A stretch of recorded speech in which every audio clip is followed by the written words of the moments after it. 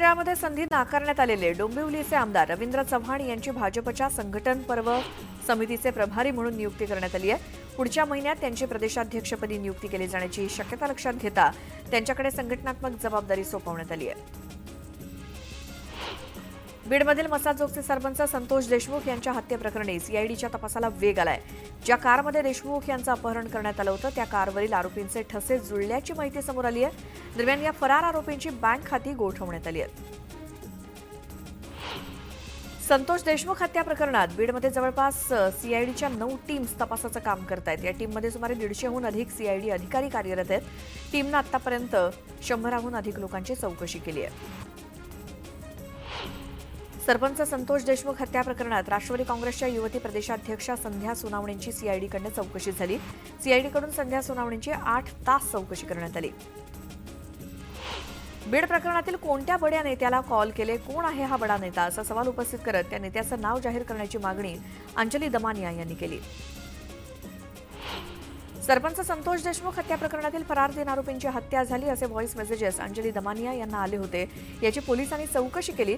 दरम्यान दारूच्या नशेत असलेल्या व्यक्तीनं हे मेसेजेस पाठवले असून वसव कल्याणमध्ये अशी कोणतीही घटना घडलेली नाही असा खुलासा पोलिसांनी केला।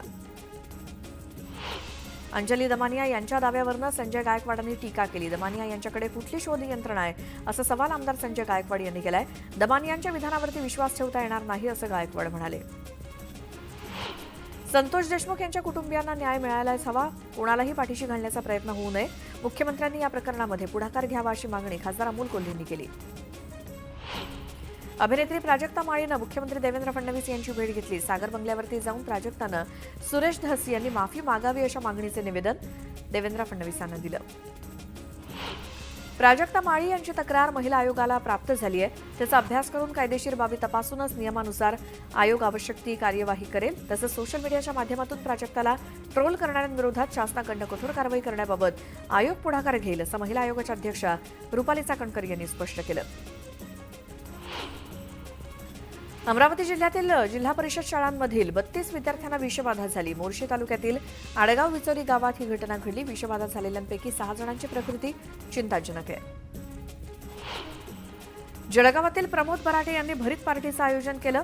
किमान 1,500 जणांनी या भरीत पार्टीचा आस्वाद घेतला। गेल्या 28 वर्षांपासून प्रमोद बराटे आपल्या मित्रपरिवारासाठी भरीत पार्टीचं आयोजन करत आहेत। वाशिम जिल्ह्यातील शेतकऱ्यांना गेल्या अनेक वर्षांपासून पाणंद रस्त्यांचा प्रश्न भेडसावतोय। कच्च्या रस्त्यामुळे शेतकऱ्यांना अडचणींचा सामना करावा लागतोय। त्यामुळे पाणंद रस्त्यांची कामं लवकरात लवकर पूर्ण करण्याची मागणी शेतकरी करतायत। वाशिम जिल्ह्यातील मानोरा शहरासोबतच तालुक्यात पावसाच्या सरी बरसल्या। त्यामुळे फळबागांसोबतच हरभरा आणि गहू आणि पालेभाज्यांचं नुकसान होण्याची शक्यता आहे। ढगाळ वातावरण आणि अवकाळी पावसामुळे शेतकऱ्यांची चिंतेत वाढ झाली आहे। उत्तर पुणे जिल्ह्याच्या शिरूर आणि आंबेगाव तालुक्यातील काही गावात अवकाळी पावसानं हजेरी लावली। पावसामुळे शेतमालाचं नुकसान होणार असून शेतकरी आर्थिक संकटात सापडलाय। 1 जानेवारीपासून देशातील अनेक नियमांमध्ये महत्त्वाचे बदल होणार आहेत। यात एलपीजीच्या किमतींपासून आणि ईपीएफओ पर्यंत नियमांचा समावेश आहे। महाराष्ट्र राज्य परिवहन महामंडळाच्या लालपरीचा प्रवास भाडा आता 15% वाढणार आहे। तिकीट दरात वाढ करण्याच्या महामंडळानं दिलेल्या प्रस्तावावरती राज्य परिवहन प्राधिकरण सकारात्मक आहे। त्यामुळे लालपरीच्या प्रवाशांना नवीन वर्षात वाढीव दरानं प्रवास करावा लागणार हे निश्चित आहे। मुंबई विमानतळ ते नवी मुंबई विमानतळ मेट्रोने जोडणार असल्याची माहिती सिडकोचे व्यवस्थापकीय संचालक विजय सिंघल यांनी दिली। नवी मुंबई आंतरराष्ट्रीय विमानतळाला मुंबई, ठाणे, कल्याण, डोंबिवली या शहरातील मेट्रो थेट जोडली जाणार आहे। बेस्टच्या सुरक्षित प्रवासासाठी आता ड्रायव्हरवरती देखील सीसीटीव्हीची नजर असणार आहे। यासाठी बेस्टच्या स्वमालकीच्या आणि भाडे तत्वावरील सर्व गाड्यांच्या ड्रायव्हरच्या केबिनमध्ये सीसीटीव्ही बसवले जाणार आहेत आणि त्याचा कंट्रोल प्रशासन आणि यंत्रणांकडे राहणार आहे। राज्यातील बस आगारांची वेगळी ओळख तयार करण्यासाठी त्यांना विशिष्ट रंग दिला जाणार आहे। शनिवारी परिवहन मंत्री प्रताप सरनाईक यांनी मीरा भाईंदर येथील बस आगारांची पाहणी केली। यावेळी त्यांनी या कलर कोडची घोषणा केली। पुणे महानगर परिवहन महामंडळाकडून कोरेगाव भीमा विजयस्तंभ अभिवादन सोहळ्यानिमित्तानं मोफत विशेष बस सेवा देण्यात येणार आहे। मंगळवारी दुपारी 4 वाजल्यापासून बुधवारी रात्री 12 वाजेपर्यंत ही बस सेवा सुरू राहील।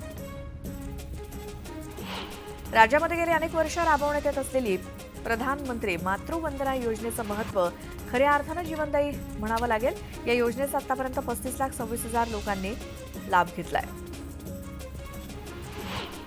गोरेगाव पश्चिम 15चाळीच्या पुनर्विकासाअंतर्गत म्हाडाच्या मुंबई मंडळाला 9 भूखंड विकासासाठी उपलब्ध झालेत. 9 पैकी 4 भूखंडांवरती 2394 घरं बांधली जाणार आहेत. या भूखंडांवरती 26 मजली व्यावसायिक इमारत बांधली जाणार असून त्यातील गाळ्यांची विक्री भविष्यात ई-लिलाव पद्धतीने केली जाईल. देशातील 7 प्रमुख शहरांमधील घरांच्या किमती 21% वाढल्या आहेत. वाढत्या किमतींमुळे घरांच्या विक्रीमध्ये घट झाली असून देशातील 7 प्रमुख शहरातील विक्री 4% घसरून 4.6 लाखांवर आली आहे. विद्यापीठ आणि महाविद्यालयातील सहाय्यक प्राध्यापक पदाच्या पात्रतेसाठी घेतली जाणारी राज्य पात्रता परीक्षा 4 मे रोजी आयोजित करण्यात येणार आहे.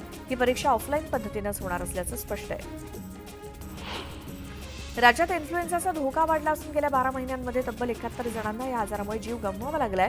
तर गेल्या 12 महिन्यांमध्ये 23,000च्या वर संशयित रुग्ण आढळले असून 2,348 जणांना इन्फ्लुएन्झाची लागण झाली आहे. गेल्या काही दिवसांपासून मुंबईवर धुरक्याची चादर पसरली आहे. धुलीकणांमुळे श्वास घेणं सुद्धा अवघड झालंय. प्रदूषण वाढल्यामुळे अखेर मुंबईत अनेक ठिकाणी नागरिक मास्क घालून घराबाहेर पडतायत.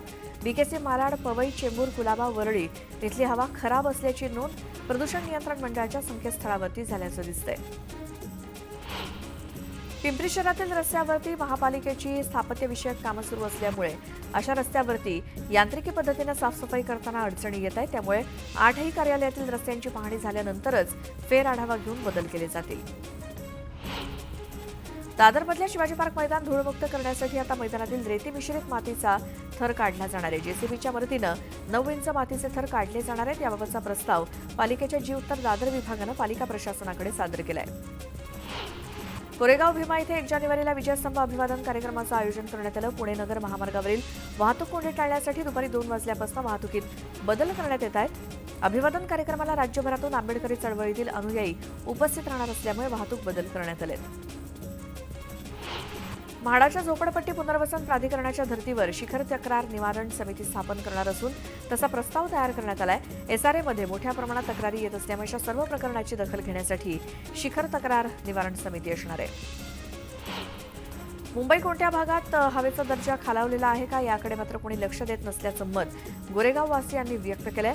अनेक दिवसांपासून ढासळलेल्या गोरेगाव परिसरातील हवा गुणवत्तेकडे तातडीने लक्ष देऊन योग्य ती उपाययोजना करावी अशी मागणी केली जाते. विजयस्तंभाला अभिवादन करण्यासाठी होणाऱ्या कार्यक्रमासाठी ग्रामीण पोलीस दलानं 6,000 पोलिसांचा मोठा बंदोबस्त लावलाय. तर सर्व परिसरात 165 सीसीटीव्ही आणि 6 ड्रोन कॅमेऱ्यांद्वारे प्रत्येक हालचालींवरती नजर ठेवली जाणार आहे. भारतीय रेल्वेकडून 2024 मध्ये 6,450 किलोमीटर ट्रॅकचं नूतनीकरण, तर 8,550 किलोमीटर ट्रॅकचं टर्नआउट नूतनीकरण तसंच रेल्वेच्या प्रमुख विभागामध्ये 130 किलोमीटर प्रति तास वेग वाढवण्यात आलाय. रविवारी सादर केलेल्या आपल्या अहवालातनं ही माहिती नमूद करण्यात आली आहे. केंद्र सरकारच्या महत्वाकांक्षी स्मार्ट सिटी मोहिमेमुळे देशातील 19 बड्या शहरांमध्ये शाळातील विद्यार्थ्यांच्या नोंदणीमध्ये 22% वाढ झाली असून विविध प्रकारच्या गुन्ह्यांवरती देखरेख ठेवणाऱ्या प्रणालीत देखील लक्षणीय सुधारणा झाल्याचं दिसून येत आहे. नागपुरात सण आणि खासगी समारंभांसाठी रस्त्यावरती मंडप किंवा स्टेज उभारून रहदारीला अडथळा निर्माण करणाऱ्यांची आता खैर नाही. कार्यक्रमासाठी विनापरवानगी मंडप उभारून वाहतुकीला अडथळा निर्माण केल्यास मनपाच्या उपद्रव शोध पथकाद्वारे दंडात्मक कारवाई केली जाते. वर्षभरात 14,199 लोकांकडून 1.5 कोटींचा दंड वसूल केलाय. पुणे मार्केट यार्डातील घाऊक बाजारात आवक वाढल्यामुळे टोमॅटो, फ्लॉवर, कोबी, शेवगा, पावट्याच्या दरात घट झाली आहे. अन्य फळभाज्यांचे दर स्थिर असल्याची माहिती व्यापाऱ्यांनी दिली. नाशिक तालुक्यासोबतच कसमादेत एकाच वेळी मोठ्या प्रमाणात लागवड सुरू झाल्यामुळे मजूर मिळणं अवघड होत आहे. वाढीव मजुरी किंवा मक्ता देऊनच मजुरांना बोलावलं जात असल्यामुळे मक्ता पद्धतीनं कांदा लागवडीच्या खर्चात 1.5 पटीनं वाढ झाली आहे. आणखी महिनाभर कांदा लागवडीचं काम जोरदार सुरू राहू शकतं. तुरीच्या दरात सातत्यानं घसरण सुरू असून आवक जवळपास 20 ते 25,000 क्विंटलपर्यंत आहे. तुरीला कमीत कमी 6,600 रुपयांपासून ते 8,120 रुपयांपर्यंतचा सरासरी दर मिळतोय. लाल कांद्याला संगमनेर बाजारात सरासरी केवळ 825 रुपये तर भुसावळ बाजारात 2,500 रुपये दर मिळाला. पुणे बाजारात लोकल कांद्याची 17,000 क्विंटलची आवक होऊन सरासरी 2,400 रुपये दर मिळालाय. राज्यातील बाजार समितीत बाजारात सोयाबीनची आवक 70 क्विंटल झाली. त्याला 4,083 रुपये प्रति क्विंटल इतका दर मिळाला असून बाजारात आवक मंदावल्याचं बघायला मिळतंय. मागील आठवड्यात वसमत बाजारात हळदीची किंमत 12,000 ₹479 प्रति क्विंटल होती. मागील आठवड्याच्या तुलनेत या आठवड्यात किमतीमध्ये घट झाली आहे. मागच्या आठवड्याच्या तुलनेत हळदीच्या आवकीमध्ये राष्ट्रीय आणि राज्य पातळीवरती अनुक्रमे 2.15% आणि 1.57% इतकी घट झाली आहे. यंदा अतिवृष्टीमुळे द्राक्ष बागेला फटका बसलाय. परिणामी घड जीर्ण गळकूजमध्ये द्राक्ष उत्पादन घटलं गेलंय. त्यामुळे बेदाणा तयार करण्यासाठी द्राक्ष उशिरा येणार आहेत. परिणामी यंदाच्या हंगामातील बेदाणा निर्मिती तब्बल महिनाभर लांबणीवर पडण्याची शक्यता बेदाणा शेड मालकांनी व्यक्त केली आहे. सांगली जिल्ह्यात द्राक्ष पिकाखालील क्षेत्र 1.25 लाख एकर असल्याचं द्राक्ष बागायतदार संघाचं म्हणणं आहे.